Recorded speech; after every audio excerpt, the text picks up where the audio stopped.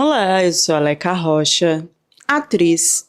Interpreto seu caso virtual de relacionamento bizarro aqui. Primeiramente, hoje eu vou usar o microfone assim, por causa que a gente tá com muito barulho aqui, e aí eu tô com medo de não conseguir captar, de depois na edição ele não conseguir captar o meu áudio, tá? Segundamente, flores. Eu ganhei hoje. Terceiramente, mais uma depoente do caso do Jeffrey. A gente já teve aqui histórias de como ele induziu, como uma mulher fixa, né, no caso namorada dele, também induzia. E hoje eu resolvi trazer mais um, porque além de ser uma menina que era pura, nunca tinha feito nada, ela não foi induzida nem pela namorada e nem por ele, ela nem teve conversa com ele. Ela já chegou lá para o ato através de amigas. Então, esse depoimento ele é bem rico para a gente entender como as pessoas à nossa volta podem induzir a gente a fazer algo só por serem amigos. E como a gente pode perceber até onde esses amigos estão nos protegendo ou não estão nem aí pra gente. Fora mais detalhes grotescos e bizarros sobre como tudo acontecia, que eu ainda não trouxe aqui, tá? Eu tô buscando histórias que tenham detalhes e informações diferentes. Leca, mudou, eu li alguns comentários, mudou o tema do canal? Não, gente, a gente tá falando sobre casos de relacionamentos online bizarros, né? Eu vou continuar com as depoentes, que são mulheres que casam com estrangeiro e tal, vou. Eu acho que também é necessário inovar por aqui, né? Então eu vou começar a trazer outros tipos de caso também. Vamos para a história. Eu poderia dizer aqui que eu fui na onda das minhas amigas, mas não foi assim que aconteceu. E eu tenho que deixar claro que eu tinha só 14, né? E é para vocês assimilarem que nessa fase a gente ainda é super confuso sobre as coisas, a gente ainda não tem entendimento total de tudo que está acontecendo, ainda mais naquela época. O resto vocês vão entender pra frente. É importante também que vocês saibam que eu fui filha de pais que não deveriam ter tido filhos. O meu pai, eu vi ele uma vez, quando eu era pequenininha, e depois eu só fui ver ele mais uma vez quando eu tinha 16 anos. Quem cuidou de mim foi a minha mãe, e até os 5 anos ela realmente foi uma heroína. Mas as coisas começaram a mudar quando ela foi da Flórida para Nova York. Ela conheceu um homem e ela ia só ficar um espaço curto lá. Mas ela acabou se juntando com esse homem e aí eu assistia as atrocidades que ele fazia com ela. Ele não fazia nada comigo, mas com ela, fisicamente, psicologicamente, ele fazia muita coisa e eu assistia tudo isso. A minha mãe, ela começou a usar substâncias e acabou ficando viciada nisso. Então, o meu ambiente, né, o meu lar, não era um lugar que eu queria ficar, mas eu também não tinha para onde ir. Só contando uma das vezes, né, uma das cenas para vocês entenderem que tipo de ambiente que eu estava. Esse homem chegava e ele reclamava para minha mãe de coisas simples, do tipo, a comida não está na temperatura que eu quero, ou tá muito quente, ou tá muito fria. E aí ele pegava a panela, e ele usava a panela nela, não só fazia isso, como também tirava toda a roupa dela e jogava lá na neve. Teve uma vez que ela quase desviveu na minha frente. Nessa vez que ele tentou desviver ela, né, eu fui tentar defender, e ele me empurrou pro lado. E eu fiquei lá chorando com a minha mãe. Ela decidiu então ir embora, né, foi nesse momento que ela decidiu voltar para casa dos pais dela. E eu lembro dele pegar uma arma e colocar na minha mão e pedir para eu fazer isso com a minha mãe. Então imagina, né, você passar por uma cena dessa. E os meus avós, eles eram incríveis sim, mas a minha mãe, ela tinha uma necessidade de estar com um homem sempre. E ela sempre escolhia muito mal. E aí eu comecei então a focar mais na escola. Eu queria ter amigos, né, ser reconhecida, ter pessoas à minha volta, ser boa aluna, porque a experiência que eu tinha em casa, ela nunca era boa. Para vocês terem uma ideia, já no ensino fundamental isso, tá? Teve um dia que eu voltei para casa e o namorado dela, ele estava sendo levado sem vida numa cadeira de rodas, de tanto usar substâncias. E aí eu que comecei a cuidar da minha mãe, sabe? Eu tive que levar ela num lugar uma vez, que é tipo como se fosse uma clínica psiquiátrica e tudo, para cuidar dessas substâncias que ela usava. Ela tomava muitos remédios, e quando ela não tomava esses remédios, depois que ela saiu da clínica, ela tinha muitas alucinações. Isso acontecia quando eu tinha dos 12 aos 13 anos. E ela tinha alucinações muito fortes que eu não conseguia conter. De coisa de pegar o carro e falar que vai me levar para a escola, mas na verdade me levar para uma rua sem saída e falar que estava indo para um confronto. As coisas não melhoravam. As coisas só pioravam. Ela fazia coisas absurdas quando eu estava no carro. Eu pegava a chave da ignição e começava a escrever no volante. Eu achei cartas dela escrevendo para toda a família que ela ia para esse confronto, e não tinha o que fazer, era eu e o meu irmão, e não tinha para quem eu pedir ajuda. Às vezes ela alucinava na rua e eu que tinha que levar ela para casa, isso demorava muito tempo. No desespero, um dia eu cheguei, liguei para minha avó, contei tudo o que estava acontecendo, e ela disse que a minha tia então ia até lá para ajudar. Minha tia foi, mas assim, ia só para acalmar ela, para ela dormir, mas ninguém ia lá para me salvar, para fazer alguma coisa por mim. E aí eu que tinha que cuidar da minha mãe. Chegou uma hora que ela só pensava em ter os remédios dela, e aí a gente começou a passar fome. E ela usava, sabe, de mim, tipo, ou pra mãe, ou pra quem fosse, minha filha tá precisando disso, minha filha tá precisando daquilo, mas aquele dinheiro, ele nunca chegava pra mim. Ele sempre ia para ela usar as substâncias ou comprar coisas para ela. Eu lembro uma vez que eu estava sem sapato, eu queria sapatos igual dela, e aí eu usava, né, os sapatos dela mesmo sendo maiores para ir para a escola. O primeiro sutiã, né, eu peguei da gaveta dela, porque eu não tinha. E antes ela era uma mãe determinada, com objetivos. Ela cuidava de mim sozinha. Então toda essa mudança foi muito brusca. Eu só ia para a escola, tinha material, lancheira, uniforme, essas coisas, por causa da minha avó e do meu avô. E com 13 anos, né, eu ia e passava um tempo, assim, o verão, as férias com a minha avó e com o meu avô. E aí eu acabava virando mãe dela. Nisso, eu comecei a ficar cansada, exausta, comecei a me encher, ficar com raiva dela, brava, porque ela não cuidava de mim. E era muita responsabilidade para uma menina de 13 anos. Então eu comecei a buscar esse afeto que faltava da minha mãe em outras pessoas. Só que como eu não recebia, ou da forma que eu recebi, que foi tão confusa, eu fiz isso de um jeito errado. Eu fiz amizade com uma menina na escola, e olha como que eu fiz amizade. A menina, ela veio para me bater. Eu tinha medo dela. E a partir disso, nós nos tornamos amigas. Mas eu tinha medo. Porque eu tinha medo dela ficar brava, ou dela querer fazer alguma coisa comigo. Aí, no início, eu já tinha que ter entendido que isso era errado.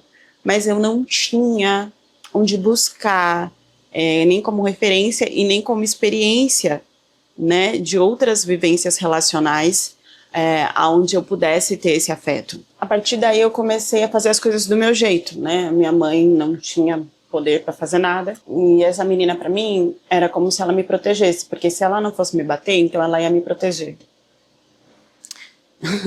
E aí eu comecei a ter mais conhecimento com pessoas mais velhas, tudo na escola. Então eu passei todo o meu ensino fundamental com essa menina, como amiga. Por quê? Às vezes eu não tinha comida, e aí ela pedia uns trocados pro pai dela, ou então pegava sanduíche extra e levava para eu comer. Ela ia lá em casa, fazia comida para mim. Ela, às vezes, quando eu tentava fugir, porque a situação estava difícil em casa, ela deixava eu ficar na casa dela. Ela me escondia debaixo da cama dela e deixava eu dormir lá. Naquele momento, era a proteção que eu tinha, né? Era o acolhimento que eu tinha. Eu acho que teve algum momento que eu falei ensino médio no início, né? E é sempre ensino fundamental. Eu me confundi. Às vezes o pai dela via que eu tava, né, debaixo da cama, e aí ele brigava, ela tinha problemas com o pai dela, ele não queria eu por lá, e às vezes a irmã dela dedurava, e ela sempre me protegeu. Então nós passamos por tudo isso juntas. Na 8ª série, eu comecei a faltar muito, por causa das coisas que acontecia na minha casa, e ela também faltava muito. E eu não entendi o que aconteceu. Ela passou do ensino fundamental para o ensino médio. E eu não, eu repeti. E eu não entendia qual foi a diferença para ela passar e para eu não, por causa das faltas. Enfim, ela conheceu pessoas mais velhas, né? Agora, que já estava em outra fase. E aí, mesmo assim, a gente ainda se encontrava nos fins de semana. Com ela, eu comecei a usar, não substâncias pesadas, tá? Só às vezes beber um pouco. E usar o cigarrinho verde. E eu era pura. Então, eles me zoavam muito por essa questão de... Eles falavam que era a pura Maria, puritana, por eu ainda não ter tido nenhum tipo de relação. E elas já. E eu não entendia, porque para mim isso era algo valoroso, né? Então, tinha essa parte que me irritava bastante, mas eu continuava, porque ali era o contato de proteção, de afeto e acolhimento que eu tinha no momento. Bom, em um desses dias que nós estávamos juntas, ela falou que uma menina ia ficar sem os pais em casa e se eu queria ir lá, que só ia ter 2 meninas no máximo. Aí a gente podia conversar, fumar, enfim. Tudo bem. Era coisa de adolescente mesmo, assim. Eu aceitei, nós fomos, chegou lá, tinham acho que 5 ou 6 meninas e a gente tava fazendo, assim, coisas normais que adolescente faz, não tinha nada demais. Até que uma das meninas começou a falar de um tal de velho rico, um tal de Jeff. E aí elas falavam de algumas coisas de massagem, e elas riam, elas faziam piadas, elas zoavam, caçoavam. Então parecia muito que elas tinham controle dessa história, e que esse velho, enfim, tinha dinheiro, mas bizarro, assim, não no bizarro de terror e medo, mas de não ter poder nenhum e ser uma coisa, sabe? Pra zoar. Uma coisa engraçada. E aí a menina da casa era tipo aquelas líderes de torcida, sabe aquela garota popular? Que é linda, que é cheia de personalidade, que sei lá, ela tem tanto poder, tanta persuasão que ela consegue te vender o próprio sapato. Era esse tipo de menina. Ela virou e falou assim, se vocês quiserem, né, eu posso apresentar vocês pra esse velho. E aí vocês fazem uma massagem lá nele e ganham $200. E aí a minha amiga virou e falou assim, você quer ir? Tipo, você quer fazer a massagem? Eu falei, quero. E por quê? Porque assim, eu não tinha dinheiro nenhum, gente. Às vezes, pra não passar fome, pra almoçar, ou pra lanchar na escola, eu roubava dinheiro da mochila dos meus próprios amigos na aula de educação física. Então, tipo, fazer uma massagenzinha e ganhar $200, quero. Eu não podia trabalhar naquela época, por causa da idade, onde mais eu ia conseguir esse dinheiro? E a menina, ela estava muito aberta para mim, muito interessada, então ela deixou eu usar as roupas dela, eu usei roupas do Walmart, e a gente se arrumou, e a gente ria, a gente conversava. Então eu achei que eu estava num ambiente legal. Até que num momento, né, ela chegou e falou, o táxi chegou, então nós vamos. E aí, quando eu vi, tinha lá eu, né, a menina, mais minha amiga, no táxi, indo para Palm Beach. Eu sei que eu cheguei, assim, a gente levou uns 30 minutos pra se arrumar, tudo. E ela falava velho esquisito, sabe? E quando eu cheguei, eu falei, nossa, a gente tá indo pra um lugar onde só famosos moram. E luxo, dinheiro, assim, sabe? Eu falei, meu Deus, olha o ambiente que eu cheguei. E aí atravessou a ponte, virou à direita, virou rua, chegamos na casa dele. Eu falei, nossa, tipo... Ela não tá mentindo, realmente isso aqui é de um rico e vai ser de um velho. E aí fui me certificando de que tava tudo bem, sabe? Ok, eu tô com as meninas, vai ser seguro, não tô sozinha. Tentando firmar na cabeça de que era verdade, ela não tava mentindo, mas que também tava tudo certo. Ela só avisou uma coisa no carro, quando a gente já tava no caminho. Meio que por cima, porque também aí não ia ter como a gente pensar muito e nem voltar atrás. Que foi assim, ele gosta de... Tem um jeito que ele gosta dessa massagem. A gente vai entrar uma por vez e vai ficar lá 30 minutos massageando ele. E pode ser que ele peça para você tirar só a camisa. Mas você não precisa fazer nada. E você não precisa aceitar nada, né? Tá tudo bem. É só isso. Então eu fiquei com isso na cabeça. É só eu falar não, eu não preciso aceitar nada, é só uma massagem. E eu fiquei com a frase na cabeça de que nós não precisávamos fazer nada que não quiséssemos. Então, tava tudo certo. Bom, a gente entrou, tinha alguns funcionários, uma cozinheira, não tinha ideia do que eu tava fazendo lá. Ofereceram bebidas pra gente. E aí essa menina virou e falou, né, pra minha amiga, vai você, tá na sua vez. E a minha amiga foi. Não durou 5 minutos. Minha amiga foi e voltou muito rápido. E quando aconteceu isso muito rápido, eu também não tive tempo de olhar pra ela e falar, e aí, como é que foi? Por que você voltou rápido? Porque ela já tava, agora é sua vez, vai você.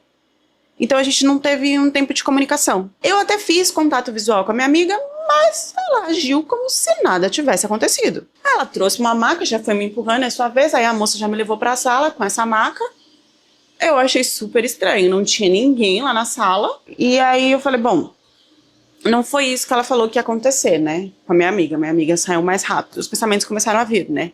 Se aí a minha amiga tava com ele, por que agora eu tô chegando aqui na sala e não tem ninguém? E aí a moça virou e falou, ele já vem, pode tirar a camisa. E ela praticamente pediu pra eu tirar toda a roupa. E aí eu fiquei assim, que eu não sabia. É pra tirar, não é pra tirar, porque ela me deixou lá. E os pensamentos intrusivos, né, vieram. O que eu faço, o que eu deixo de fazer. E ela ainda, antes de sair, falou assim, pode deixar a calcinha, só rapidinho. Sério, eu não sabia como agir, já que eu estava sozinha no ambiente. E aí eu ficava, tira a blusa ou não tira a blusa? Se eu não fizer, essa menina vai ficar brava comigo. E eu tinha esse medo, como eu já tinha explicado pra vocês. E gosto de lembrar aqui, no meio da história, que eu só tinha 14, tá? Porque muitas pessoas ficam comentando nas histórias, tipo, nossa, mas que ingênua, nossa, mas como ela não percebeu. Aliás, tinha a rapidez deles, né, o modo de falar, e também a minha idade contava muito. Então ele chegou, só de toalha, deitou lá, tirou a toalha, pegou um óleo, e aí era ordem em cima de ordem. Faz assim, vira assim, massageia assim. Até aí, no início, realmente era só uma massagem, mas ele não conversou comigo, não se apresentou, não teve nenhum tipo de contato. Era só, como assim, comandando mesmo o que eu tinha que fazer. Ele também tinha tipo uma ampulheta, né, um timer, que ele pegou e virou e colocou lá pra contar o tempo. E eu lembrei, né, do que ela falou, 30 minutos cada uma. E ali começou a ficar muito constrangedor, né, e a única coisa que eu pensava era, são só 30 minutos, relaxa, vai passar, já tá passando, é 30 minutos. Então eu fui ficando com isso na cabeça. E a situação foi acontecendo. Do nada, ele se virou. E ele olhou pra mim com uma cara de palhaço. Palhaço animado com a situação. Ele mudou de um homem velho pra alguém com uma expressão estranha. Ele simplesmente tirou a toalha, pediu pra eu tirar tudo e começou a fazer coisas horríveis comigo. Naquela época, que eu nunca tinha feito nada. E vou explicar aqui pra vocês, nem beijar eu tinha beijado. Eu tava sozinha, eu paralisei, eu não sabia o que fazer, eu não sabia pra onde ir. E ele lá, tocando, apalpando. Vocês já podem imaginar. Ele fez tudo isso até ele finalizar. Vocês entendem o que é finalizar. Eu nunca tinha passado por essa experiência antes. Eu nunca tinha nem andado de mão dadas com alguém. Eu não conseguia processar tudo, entendeu? Será que a minha amiga vai ficar brava? O que tá acontecendo? Então eu só olhava ali pro tempo, tentava não fazer contato visual, fazendo aquilo que ele tava realmente assim, me controlando. Eu só queria ir pra casa e eu fui ficando com raiva da minha amiga, da amiga dela. Não tinha como elas não saberem o que tava acontecendo ali, né? E eu já muito arrependida de ter aceitado e de ter ido até o lugar. Ele usou a mão dele e outras coisas em lugares que não deveriam estar em mim. Ele acabou, pegou as coisas dele e saiu. Ele não falou nenhuma palavra. E eu pensando que eu tava ali porque eu escolhi aquilo, pela minha própria escolha. Eu saí, desci, né? muito mal, assim. E as meninas estavam na piscina, como se nada estivesse acontecendo. E aí eu fiquei com muita raiva, porque enquanto elas estavam lá na piscina, eu tava passando por tudo isso. E aí elas estavam rindo, se divertindo, e eu... O que tá acontecendo? O que aconteceu? Aí eu saí, elas me olharam, e a garota virou e falou, certo, tá na hora da gente ir embora. Quando a gente entrou no táxi, porque ela virou e falou, né, o táxi tá aí, entramos, eu desabei, tá? Eu desabei, comecei a chorar. Eu comecei a ficar desesperada, e a minha amiga me perguntando o que aconteceu. E essa menina virou pra mim, brava, em um outro tom, grossa e bem direta, e falou assim, cala a boca, você acabou de ganhar $200, e jogou o dinheiro em mim. Nessa hora eu respirei muito fundo, eu engoli tudo e pensei que eu tinha que me recompor, porque ela estava brava, e eu não queria que ela ficasse brava. Então, a gente voltou pra casa dela, eu puxei minha amiga pro banheiro, e eu perguntei pra ela o que tinha acontecido lá, né, quando ela foi com o tal do velho. E aí ela virou pra mim e falou, não aconteceu nada. Eu cheguei lá, ele achou que eu era muito desenvolvida e mandou eu descer. Ali, eu engoli mais ainda o que tinha acontecido. Porque eu fiquei com vergonha. E eu não tive coragem de contar pra ela o que tinha acontecido comigo. E eu fui ficando pior ainda, porque eu entendi que ela e a outra menina tinham ganhado também $200. Mas só eu tinha passado por aquela situação para ganhar $200. Eu não consegui falar com os meus amigos, eu não consegui falar com minha mãe, eu não consegui contar para ninguém. E elas minimizavam a situação, que nem sabiam o que tinha acontecido comigo, né? Como se a ida tivesse sido uma coisa normal.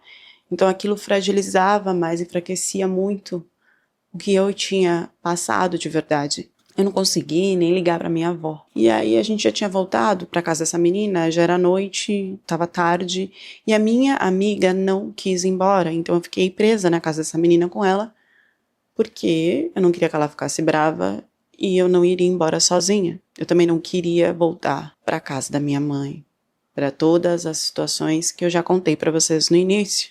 Ou seja, eu virei uma sombra, eu comecei a seguir o que elas faziam. E aí chegou um momento mais tarde que essa menina virou e falou, vamos para uma balada? Ah, eu consigo ingressos pra gente. De novo, um primeiro sinal que eu passei por cima.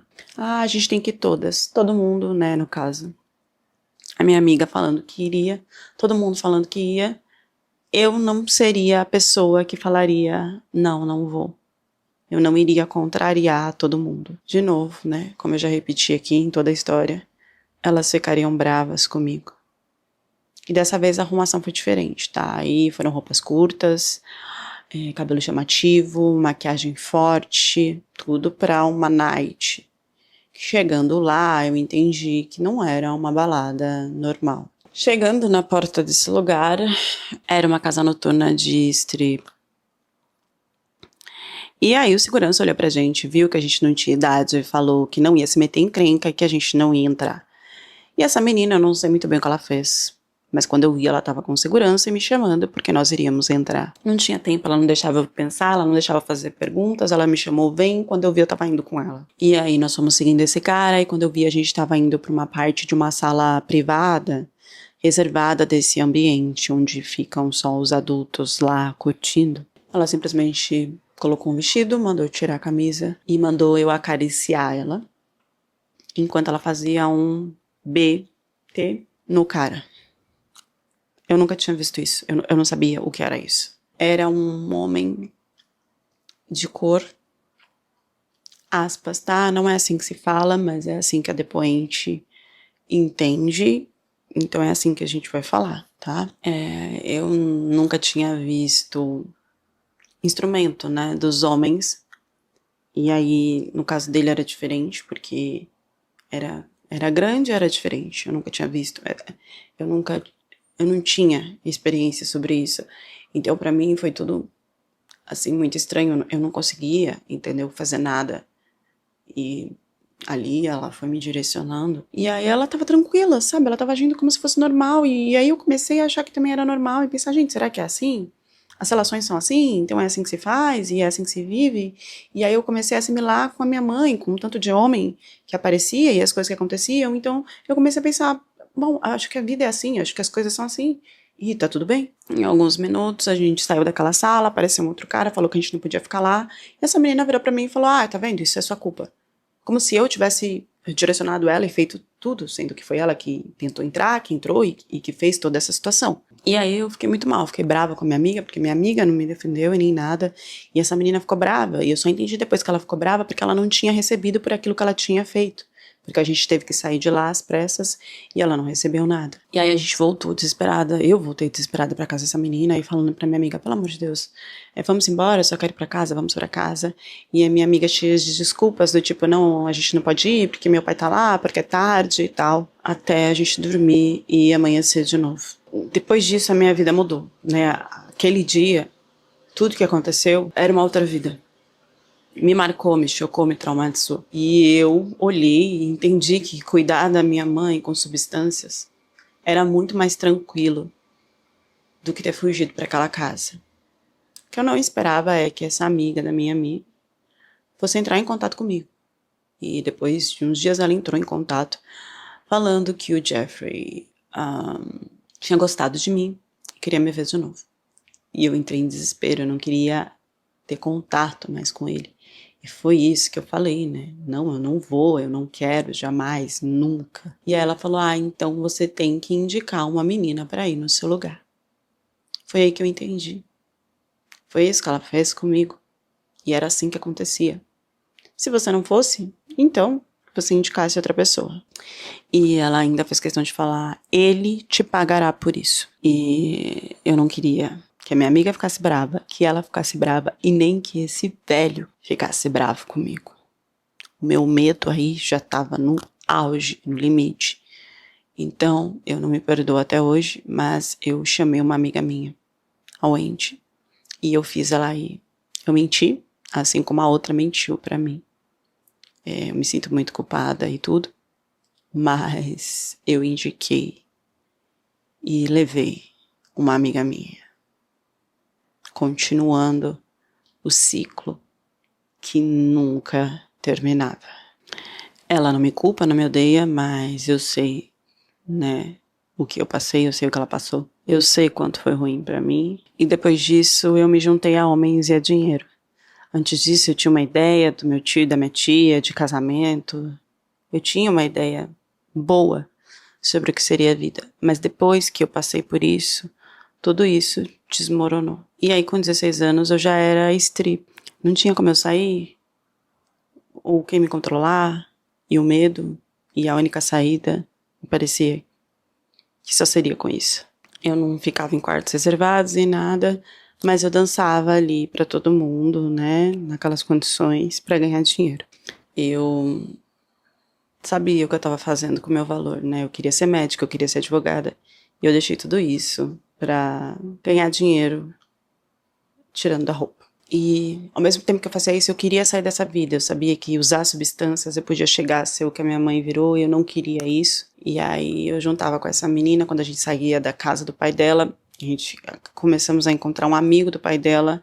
Ele não fazia nada, né? A mulher dele tinha acabado de falecer. E aí ele dava $100 pra gente, a gente só conversava com ele, não acontecia nada. Mas aos poucos eu fui me envolvendo mais com ele, fui indo pra casa dele, conversando. E foi desse jeito que eu acabei me casando com um cara 22 anos mais velho que eu. Na época eu tinha 18 anos. Parecia que eu tinha conseguido. Eu ia cuidar dos meus enteados, ia ter os meus filhos. O casamento, a imagem era que era maravilhoso, e realmente no início era. Só que ele era um homem provedor. E parecia que isso seria muito bom. Até ele usar o dinheiro contra mim. Né? Eu não podia trabalhar, até aí tudo bem, ele realmente pagava tudo. Só que com o tempo ele começou a exigir coisas para eu ter o dinheiro ou para eu fazer o que eu quisesse. Por exemplo, você quer ir ali no parque? Então você faz isso. Você precisa comer? Então você faz aquilo. Porque o dinheiro era dele. Para piorar a situação, eu tive uma filha com ele. E eu tentei, eu vi que a situação não ia melhorar, que ele queria me controlar e exigia coisas horríveis para que eu fizesse o que precisava de básico para ter uma vida tranquila, qualquer coisa que eu quisesse fazer, respirar. Então eu peguei e tentei sair, né, separar. Nessa hora ele tirou tudo. Tirou todo o dinheiro, tirou o carro, tirou tudo. Eu não podia fazer nada. Eu tentei ir para casa de um tio, do meu irmão, que também usava substâncias. Não deu muito certo. Eu tive que voltar, eu acabei voltando para ele, porque era o único que tinha dinheiro, que podia cuidar de mim. E aí, eu acredito que, de uma forma proposital, né? Ele me engravidou de novo. E aí eu não tinha saída, né? Eu tinha que aguentar tudo aquilo que ele exigia para que eu tivesse dinheiro, para que eu tivesse uma vida confortável. E ele começou a me estuprar à noite. Então, eu só pensei que eu ia aguentar tudo isso até a minha enteada chegar na faculdade, que é quando ela sairia de lá e eu conseguiria sair com os meus filhos. Ninguém me acolheu, meu irmão, amigos e família, porque ninguém entendia porque eu queria sair dessa situação, porque para todo mundo o meu casamento era uma perfeição. Só eu sabia que não. E quem me acolheu foi um ex-namorado da minha mãe. Eu fui para lá, fui morar lá até conseguir um trabalho, até consegui ficar bem com 2 filhos. E esse meu marido começou a me perseguir de todas as formas. De congelar, colocar gelo no meu carburador, de fazer coisas absurdas e de me perseguir para que eu voltasse, porque ele sabia que eu tinha 2 filhos e eu não tinha condição financeira e que uma hora eu ia voltar para ter o dinheiro dele. Só que dessa vez eu fechava os olhos, respirava e falava: não, eu não vou ceder, eu não cedi. A coisa piorou quando eu tentei namorar, conheci uma outra pessoa. Ele virou uma sombra na minha vida. Todo dia tinha alguma coisa terrível que ele fazia contra mim. Até eu conseguir o divórcio e a guarda ficou compartilhada, né, das crianças. E esse cara não deixou de me perseguir, ele começou a me usar, então, através dos meus filhos, né. Minha filha chegava e falava: o papai avisou que vai desviver você. Eu tentei denunciar ele para o tribunal, mas eu não conseguia, eu não tinha dinheiro. E quando eu pedi ajuda de advogados, uma senhora me negou ajuda por falar que eu usava a verdinha. E juro, eles poderiam fazer um teste em mim, eles não iriam encontrar mais nada, né? Eu parei para que eu tivesse essa ajuda, mas eu não consegui. Então esse homem, ele continuou sendo um bom pai porque ele não fazia nada para as crianças, mas ele continuou por 10 anos me perseguindo e fazendo coisas para que eu ficasse assustado, para que eu voltasse, até a ponto da a minha mãe, ir morar com ele. No meio de tudo isso começaram as notícias, a foto do Jeffrey com Bill Clinton, e começou a estourar tudo sobre o que esse cara fazia, e quando eu olhei e vi a foto, eu falei: eu não acredito. Eu preciso fazer alguma coisa sobre isso. E foi aí que eu resolvi, então, abrir e contar tudo que eu tinha passado, porque foi através do que esse cara fez comigo que me levou a outras escolhas erradas e a um caminho que hoje é muito triste para mim. E eu preferia que não tivesse sido dessa forma. Bom, gente, esse depoimento ele ainda tem mais uns 30 minutos, né, sobre questões, pensamentos da vida dela, e ela fala que ela não acredita em mais ninguém, né, no governo, em amigos, em nada, em famosos, em nada, porque todo mundo, né, que se aproximou dela e que ela sentiu que poderia ser acolhida, ela acabou numa situação pior. Eu acho muito difícil julgar essa depoente, porque ela já veio com uma referência desde que nasceu, de uma forma totalmente distorcida do que era vida, do que era amizade, de ter medo, de não deixar as pessoas bravas. Enfim, deixem as reflexões de vocês nos comentários e até a próxima história do canal.